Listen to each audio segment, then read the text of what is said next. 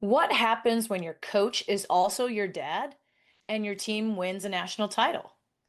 In this episode of Car Ride Conversations, I'm back with my dad and former coach for part three of our ongoing series about the parent coach dynamic. We dive into the real psychology behind sideline behavior, what separates the best teams from the rest, and the mindset shifts that helped us go from local league to national champions. You'll hear personal stories from our travel softball journey, lessons about leadership, mistakes we made, moments that clicked, and what every coach parent should know if they want to build trust, effort, and resilience in young athletes. If you're a parent, coach, or doing both, this one's packed with great gems that will hit home. Welcome to Confident Common Clutch Car Ride Conversations. I'm your host, Valerie Alston, here to help parents and young athletes spark meaningful dialogue about mental toughness, resilience, and confidence. Whether you're headed to practice, a game, or just running errands around town, this podcast is your go-to for building stronger relationships and lifelong skills, one car ride at a time. Let's dive into the conversation.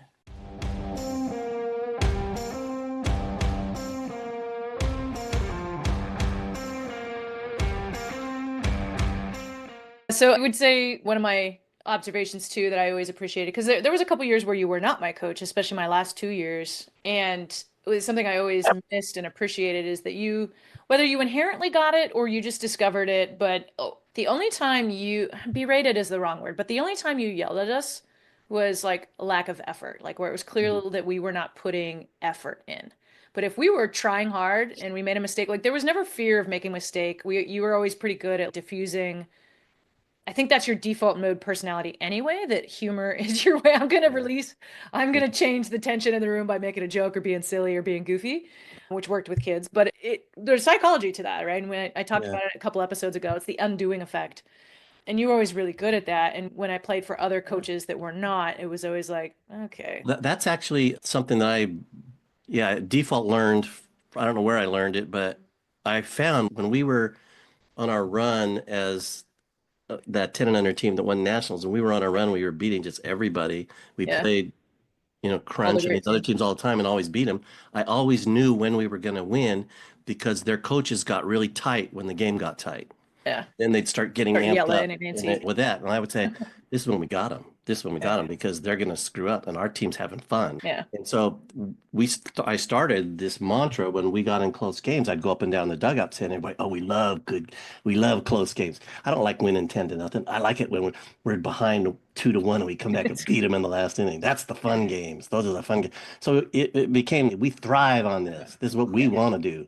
We Yeah. want to keep it close just so we can break your heart when the game over. And it becomes like the team buys into that because it worked.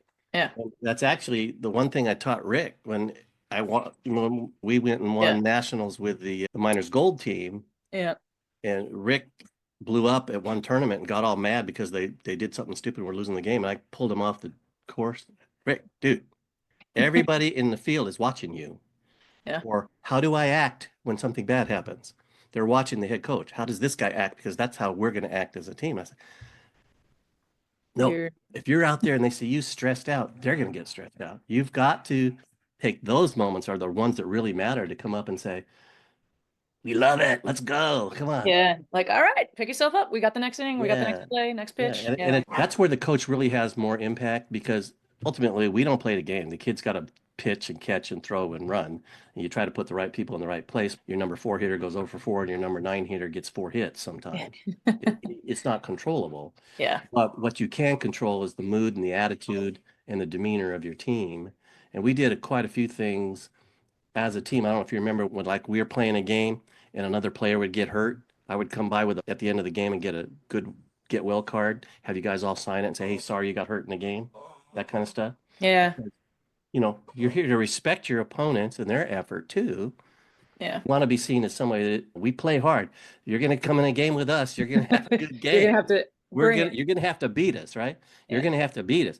But when the game's over, We'll go hang out with you. Because yeah, in fact let's we have did. fun. And we had a lot of friends on Remember other that? teams. Remember We would that hang the out. one I Yeah. forget the girl's name, the pitcher from, gosh, the big stocky pitcher, and then Was that Shauna that gave me the giant bruise and I had like from in high school that I yeah, somebody, and then it was like funny because you drilled her with a line drive right off her leg after that. And then after the game, you guys are sitting over there laughing about it. Yeah. That's competition. That's what the sport is about. And even though we had teams that we liked to beat or preferred to beat, yeah, I think again, I always had a set of core values for a team. Here's the way we act, here's the way we behave, Yeah. and those are important. And every time I let somebody on the team that didn't honor those, we always paid the price. Yeah. Yeah, no, you know who I'm thinking about. Yeah. But if you have a person who isn't there for the right reasons, who isn't there to be part of the team, who isn't there to buy into what we're doing, then it destroys everything. And so I think as a new dad, coach person, what advice I would give is you have to understand the process of being a coach, and you do have to show the skills and you have to do the coaching stuff, helping everybody learn. Yeah. You can't predetermine for a kid what they're going to be good at. Let them play their way on the field. Let them do it. Now, if you take a kid and you decide after the first practice that they're an outfielder and they're an infielder, you're limiting your ability as a team to grow and get better. Yeah. So you have to work into your practices those things that allow every kid the opportunity To play every position. Yeah. to Different play codes. Yeah. and to show what they can do. And there are some kids that they're never going to be an infielder, maybe, but you don't really know that until you've seen them. And I just remember when I first took over as the head coach and we were doing tryouts, you go out and have a kid come out and they play for an hour and a half, and then you say, okay, you're on my team, you're not. And then later in the season, I'm playing against this kid and she's kicking our butt. I'm saying, why didn't we pick her? Yeah. I was looking at a small sample size Yeah. You didn't have and enough it wasn't information. really relevant. Maybe the kid's nervous or had a bad day. You don't know. Yeah. But on the other hand, you have kids that start out at the bottom of the pack and get better and better every day. And then you go, End up being wow, great. okay, Yeah. they've worked what they do. So you've got to let them fill their own shoes, work their way into or out of the lineup. And the best way to do that is you have to, I don't know if what we did the year that we won everything and beat every team we played, we had a rotation. Everybody Yeah. had a primary, secondary, and tertiary position. And so Yep. you played 2 games at the primary, a game at the secondary, and a Secondary. game at the tertiary, and you sat out one so that everybody got a chance To to play. rotate around. Now, when it got to tournament time, Yeah. That was for pool play and yeah, round robin when it got games. to tournament time, then it was okay, A teams on the field until we need to do something different. But Yeah. the other thing, when you get into those national tournaments and you got 5 games on a Saturday, it takes everybody on the dang team Yeah. You're gonna have to to rotate get people through out. it. Yeah. And so your third best pitcher might be your best pitcher that day because she hasn't pitched 400 pitches in the heat already. Yeah. Yeah. Okay. So it's all about just letting people show what they can do. And I think if the kids really know that that's true, then They thrive in they that. can buy into it. Okay, Yeah. I know where I stand, right? Yeah. You're And I think not one of playing the me because you things, don't like me. You're not playing me because I can't go to the left and field a ground ball. yeah, yeah. And I think If you can do that, we'll let you play, right? yeah, and I think you were always pretty good at being honest with kids about that. Hey, here's what you need to do. And when you show me you can do that, you'll play this spot. You'll play it, you'll be on the A team version of that spot. I think All right. it is part of again, if you're going to put somebody on your team, you owe them the chance to compete for a spot. Yeah. But the flip side of that too is there are spots for everybody and everybody has a role. And I think one of the things that really brought this home for me, I think we went out to New Hampshire one year and Oh yeah, the national qualifier. won the qualifier, and I was looking at the picture of the championship trophy presentation, and everybody on the team was smiling except for 2 people Hmm. who didn't get in the game because we stayed in the winners bracket. We never got to our secondary lineup. Yeah. And I looked at it and said, wow, they don't really feel like they were a part of this. And that's probably my fault. I needed to show them that they did nothing wrong. The Yeah. circumstances of the game got us to the point where because it was Crystal was the secondary pitcher, but Yeah, I remember that. we never had to get off Christine. So I told her, look, I knew if I needed to put you in, we were going to win that game because we had a very good pitcher coming in to back up the first one. Yeah. But And then she ended up being huge at nationals. I remember that because I Right. think she got Yeah. hurt in the first inning of the first game. And Yeah. I'm like, Yeah. But again, when I saw that picture, I knew right away that I hadn't communicated that very well because yeah, they didn't feel like they were part of yeah, that at that moment. victory. Yeah. And Okay. that's how it goes is but you're human You too, right? learn. You're human. Yeah. Coaches, parents, I want to, you're human too. Absolutely. All right, y'all. I hope you enjoyed that snippet of the conversation between my dad and I. Before we dive into the conversation prompts today, I just want to kindly ask that if you're enjoying these episodes, please leave a review because one, that will help the episodes show up more in the podcast searches. But more importantly, it gives me feedback about what you're enjoying and what what direction you'd like to see this podcast go. So please leave a review. It means the world to me, and that your support would be very much appreciated. All right, so let's dive into some conversation. So, as a reminder, as always, there are no wrong answers.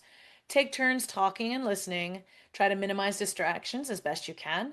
And remember that you can always pause after each individual question or listen to all of the questions and just discuss what's relevant for you in your car, wherever it is that you're driving.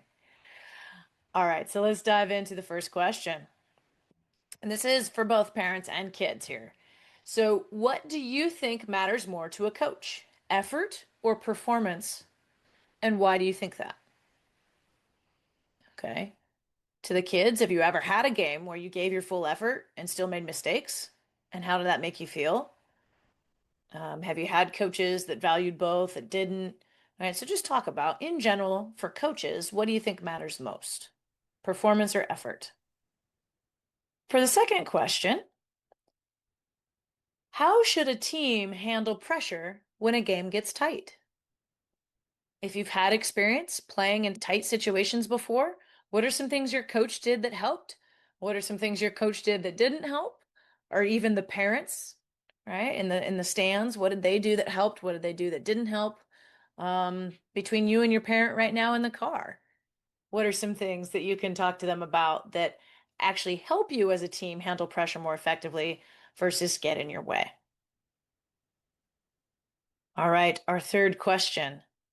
Why is it important for every athlete to know their role on the team, even if they're not always playing? What's one way a coach or teammate could help someone feel more included, even if they're not on the field all the time? What ideas do you have? Okay, and our final question, again, for parents and coaches to, excuse me, parents and kids to talk about together. How should parents or coaches talk to kids about playing time and position changes? So, kiddos, from your perspective, when a coach needs to make a change or wants to put you in a different spot, how should they communicate that to you? What would work for you? What would help you understand why they're doing it?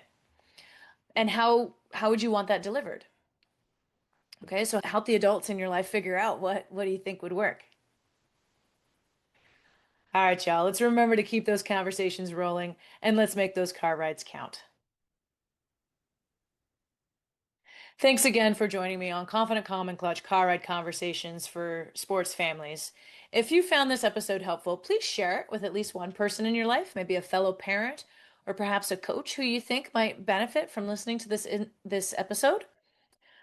For weekly tips, mindset shifts, additional conversation prompts that might help you or your athlete stay confident, calm, and clutch no matter the scoreboard, please consider subscribing to my newsletter at www.confidentcalmclutch.com/newsletter.